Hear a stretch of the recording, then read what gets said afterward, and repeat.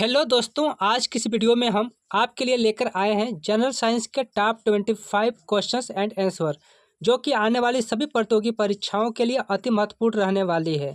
तो चलिए आज के इस सेशन को हम स्टार्ट करते हैं बिना समय बर्बाद किए। निम्नलिखित में से किस तत्व की कमी से घेंघा रोग होता है?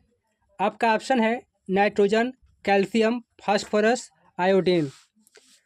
तो घेंघा रोग इसलिए होता है क्योंकि शरीर में विटामिन डी की कमी से थायराइड ग्रंथि बढ़ जाती है, जिससे कि घेंघा रोग हो जाता है। तो इसलिए आपका राइट आंसर हो जाएगा ऑप्शन डी, आयोडीन। आपका अगला प्रश्न है, पावर ट्रांसफार्मर की कार्यप्रणाली का सिद्धांत किस नियम पर आधारित है? जैसा कि आप लोग जानते होंगे कि E इक्वल टू होता है माइनस डी फाई अपन डी टी, जो कि एक फ्राइडे का नियम है। तो यहाँ पर आपका राइट आंसर हो जाएगा ऑप्शन ए, फ्राइडे का नियम। आपका अगला प्रश्न है, रडार सिस्टम में उपयोग की जाने वाली तरंगे किस प्रकार की तरंगों का उदाहरण है? तो आपका ऑप्शन है सूक्ष्म तरंगे, इंफ्रारेड तरंगे, इंफ्रासोनिक तरंगे और इनमें से कोई नहीं। तो यहाँ पर आपका राइट आंसर हो जाएगा ऑप्शन है सूक्ष्म तरंगे। आपका अगला प्रश्न है, एक घूमते हुए चक्के की प्रति सेकंड घूर्णन किसमें मापी जाती है? आपका ऑप्शन है बैरोमीटर, अनीमोमीटर, हाइग्रोमीटर और स्टेबोस्कोप। तो स्टेबोस्कोप एक ऐसा उपकरण होता है जिसकी सहायता से तेजी से घूमने वाली वस्तुओं की गति का अध्ययन किया जाता है। इसलिए आपका राइट आंसर हो जाएगा ऑप्शन डी, स्टेबोस्कोप। आपका अगला प्रश्न है, निम्नलिखित में से कौन प्लाज्मोडियम परजीवी का वाहक है?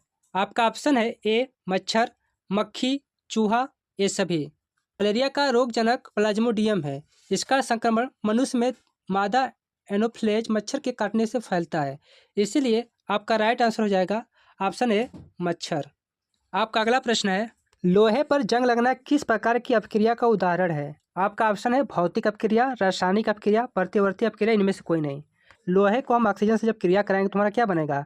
FeO, मतलब कि फेरस ऑक्साइड, जिसे हम हेमी ऑक्साइड कहते हैं। तो इसका राइट आंसर क्या हो जाएगा? ऑप्शन बी, रासायनिक अपक्रिया, जो कि इसमें लोहे की जो जंग लगा है उसमें एक रासायनिक अपक्रिया हो रहा है। आपका अगला प्रश्न है, पृथ्वी के घूर्णन की गति कितनी है? आपका ऑप्शन है 28 किमी प्रति मिनट, 30 किमी प्रति मिनट, 36 किमी प्रति मिनट, 50 किमी प्रति मिनट। तो यहाँ पर आपका राइट आंसर हो जाएगा ऑप्शन ए, 28 किमी प्रति मिनट। आपका अगला प्रश्न है, निम्नलिखित में से किस वैज्ञानिक ने विकासवाद के सिद्धांत का प्रतिपादन किया था? आपका ऑप्शन है डार्विन, मैक्सवेल, न्यूटन, जानस। आपका राइट आंसर हो जाएगा ऑप्शन ए, डार्विन। तो डार्विन जो है, चार्ल्स डार्विन ने प्राकृतिक चयन के माध्यम से जैव विकास की व्याख्या की थी। आपका अगला प्रश्न है, चींटी के डंक में कौन सा अम्ल पाया जाता है? आपका ऑप्शन है सिट्रिक अम्ल, एसिटिक अम्ल, मेथेनोइक अम्ल, लैक्टिक अम्ल। तो चींटी के डंक में फार्मिक अम्ल या मेथेनोइक अम्ल, दोनों एक ही अम्ल होता है, वो पाया जाता है। राइट आंसर हो जाएगा ऑप्शन सी, मेथेनोइक अम्ल, जो कि मधुमक्खी के डंक में भी पाया जाता है। आपका अगला प्रश्न है, जंग लगने पर लोहे के भार में क्या परिवर्तन होता है? आपका ऑप्शन है कम हो जाना, बढ़ जाना, समान रहना, इनमें से कोई नहीं। तो जब भी लोहे की ऑक्सीजन से अपक्रिया होती है तो ऑक्सीजन लोहे के साथ जुड़ जाता है, इसीलिए बने हुए जंग का कुल द्रव्यमान मूल लोहे से अधिक होता है। इसलिए आपका राइट आंसर हो जाएगा ऑप्शन बी, बढ़ जाता है। आपका अगला प्रश्न है, किस यंत्र के द्वारा सौर ऊर्जा को विद्युत ऊर्जा में परिवर्तित किया जाता है? आपका ऑप्शन है photovoltaic cell, Daniell cell, dry cell और गैल्वेनिक सेल। तो यहाँ पर जो डेनियल सेल है यह केमिकल एनर्जी को इलेक्ट्रिकल एनर्जी में कन्वर्ट करता है, और ड्राई सेल भी केमिकल एनर्जी को इलेक्ट्रिकल एनर्जी में, और गैल्वेनिक सेल भी केमिकल एनर्जी को इलेक्ट्रिकल एनर्जी में। पहला ऑप्शन बचा हुआ है वो फोटोवोल्टिक सेल, जो कि सौर ऊर्जा को विद्युत ऊर्जा में बदलता है। इसलिए आपका राइट आंसर हो जाएगा ऑप्शन ए। आपका अगला प्रश्न है, पृथ्वी के केंद्र पर गुरुत्वाकर्षण के कारण त्वरण का मान क्या होगा? आपका ऑप्शन है 0, -1, 1, 9.8। तो यहाँ पर आपका राइट आंसर हो जाएगा ऑप्शन ए, 0, क्योंकि पृथ्वी के केंद्र पर सभी दिशाओं में गुरुत्वाकर्षण बल संतुलित हो जाता है, इसीलिए वहाँ पर जी का मान 0 रखा जाता है। आपका अगला प्रश्न है, कम तापमान को मापने वाले यंत्र को क्या कहा जाता है? यहाँ पर आपका ऑप्शन है हाइग्रोमीटर, क्रायोमीटर, पायरोमीटर, टेकोमीटर। यहाँ पर आपका राइट आंसर हो जाएगा क्रोमोमीटर, क्योंकि यह बहुत कम तापमान को मापने के लिए क्रोमोमीटर का उपयोग किया जाता है। आपका राइट आंसर हो जाएगा ऑप्शन बी क्रोमोमीटर। आपका अगला प्रश्न है, मनुष्य के सुनने की क्षमता कितनी होती है?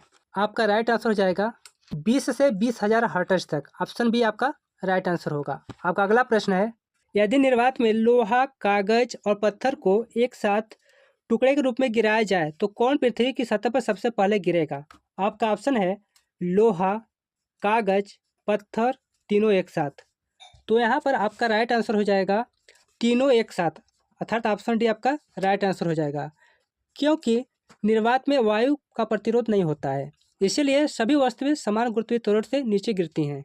आपका अगला प्रश्न है, निम्नलिखित में से कौन सा कांच का सबसे महत्वपूर्ण घटक है? आपका ऑप्शन है क्वार्ट्ज, माइका, सिलिका, इनमें से कोई नहीं। आपका राइट आंसर हो जाएगा ऑप्शन सी सिलिका। सामान्यतः कांच में मुख्य घटक सिलिका SiO2 होता है। यह मुख्यतः रेत से प्राप्त की जाती है।